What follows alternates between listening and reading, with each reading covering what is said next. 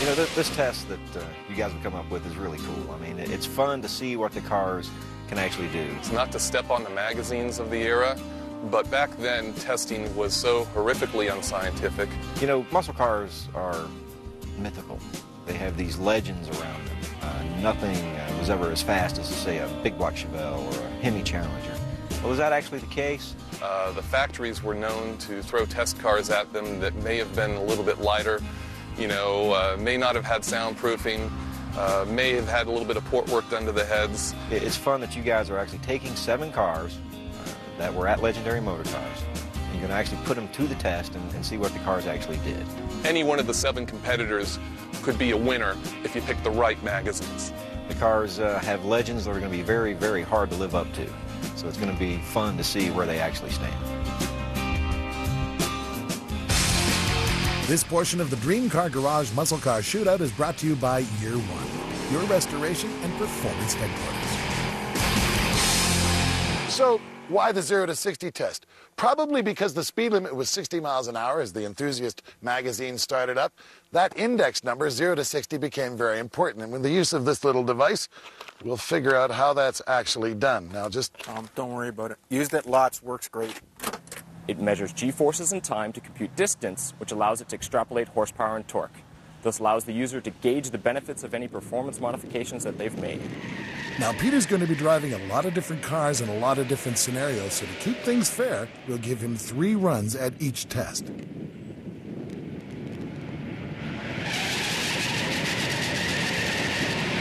only takes 5.677 seconds for the excuses to begin. All right, I can try and make excuses. The tires are only 14-inch. I spun them too much every single time. Now, keep in mind, we're leaving 25 pounds of pressure in the tires the way you would drive it on the street for all the tests. If we drop the pressures way down, maybe it would hook up a little better. And if I had a little more practice, I think I could get it to hook better. But we get 3 runs, that's it.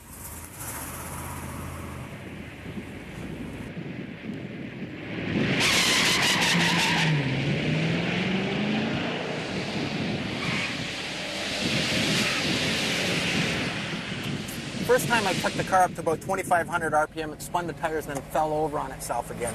Figured I need more RPM, I took it up to 3,000 RPM and I just broke the tires loose. So I think the middle run was the good one.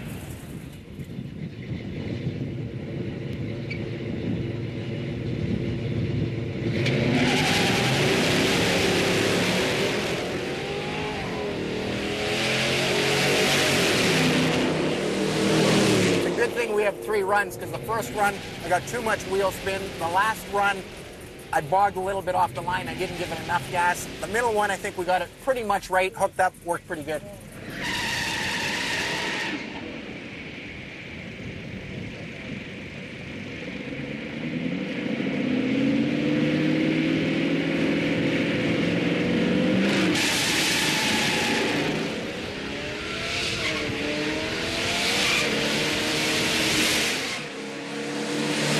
I got a little rattle in the muffler after that.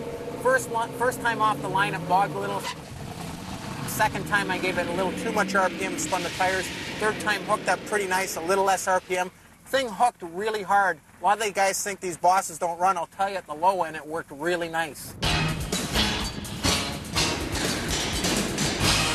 Well, very rarely when you think of great muscle cars do you think of a Buick. You probably think of a Buick as your grandfather's car.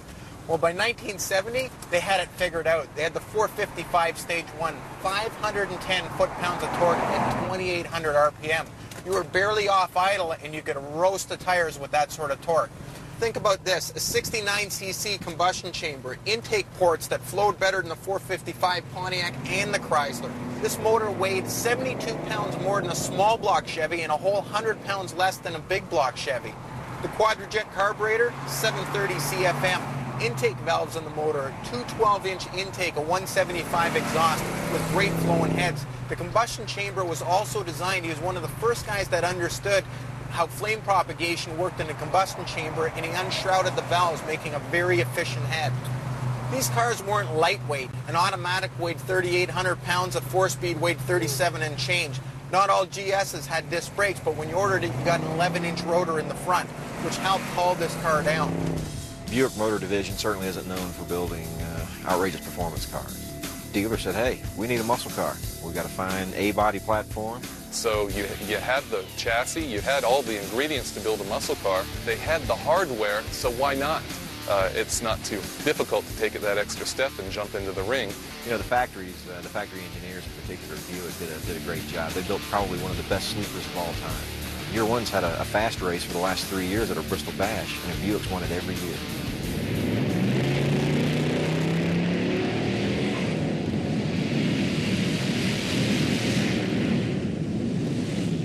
I think the first or third run was the best. The second run, it just bogged off the line. You don't get a second chance here to 60. It's not like a quarter mile where the pure grunt's going to take you through the top end.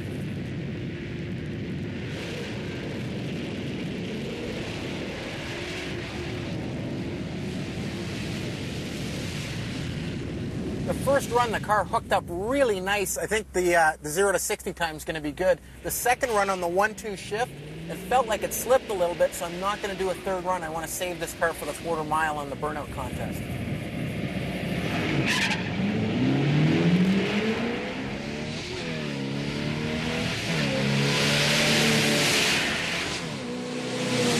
I think run 1 and 2 are going to be my strong runs. If it bogs, it's all over, you're done. So one of the first 2 runs is going to be the quick one. Well, the big surprise after 1 of 5 rounds is the Boss 9 Mustang, and look at the Chevelle. Although the competition's very close, it's going to have some making up to do. When we come back, we'll bring this whole thing to a full stop. Muscle car back in the day, you knew the thing wasn't going to stop fast, but you hoped it was going to stop. Now, this is a part of a rounded performance test, so we're going to have to test braking. You didn't like my idea with the wristwatch and the whole speedometer thing. Not at all. So what are you going to do? So Steve Ruiz comes up from Stop Tech Brakes. Now, he's got this Stalker radar gun. He took it all apart, did something to it, plugged it into the back of his laptop, so you just have to get to around 60 miles an hour and hit the brakes. You don't have a clue what he's doing. You can't even explain it to him, can you? You just know it works. You've got to have faith that it will work. So we have faith in Steve.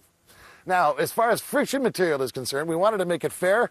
Didn't quite know how, so we went to Paul Fix from Classic Tube. Through these late 60s, early 70s cars, they were all single piston, disc brake calipers up front, drum brakes in the back. But to equalize all these cars, we had to have pads and shoes that were identical. So Satisfied came out with this perfect set for all these cars, custom made. They should perform, as far as braking goes, equivalent. Now, the real test will be whose system is the best as far as GM, Ford, or Chrysler. So basically, Satisfied supplied the brake pads. Paul Fix installed them.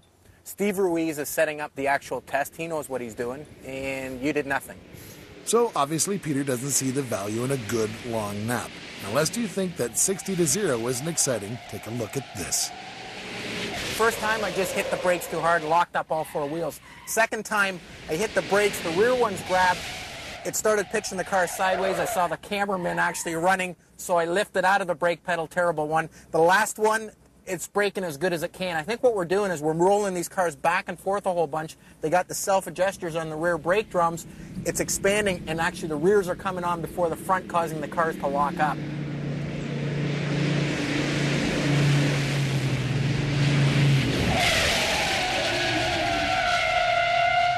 Definitely an exciting car under braking. First time I braked really hard and I could feel the back wheels lock up. The problem with getting the drum brakes to be a balance at their maximum potential to slow the car and not actually lock up. So a lot of the cars were limited in their performance by the rear drum. Dick Teague, the chief styling guy for AMC, decided in '65 that they had to build something with a little bit more performance and a little bit more style. Let's face it, if you had an AMC, you were a little bit different back then. What he came up with is the AMX, which stood for American Motors Experimental. Well, they'd learned from all the other manufacturers, in order to produce a great muscle car, you had to go with a small, fairly lightweight package, put a fairly big motor in it, in this case a 390, 315 horsepower, but it wasn't so much the horsepower number that was impressive, it was the torque number, 425 foot-pounds of torque. As far as suspension went, when you ordered the Go package, you